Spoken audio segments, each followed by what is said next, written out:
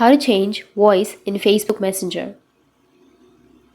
So if you want to change your voice in Facebook Messenger, then first you need to open up your Messenger application.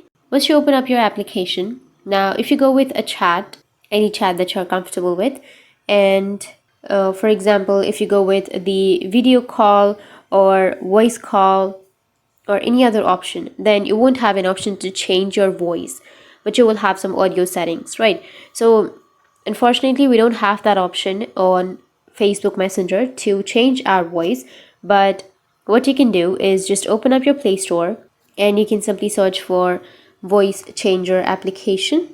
Once you search for the voice changer app, now you can simply go and install any application that you're comfortable with.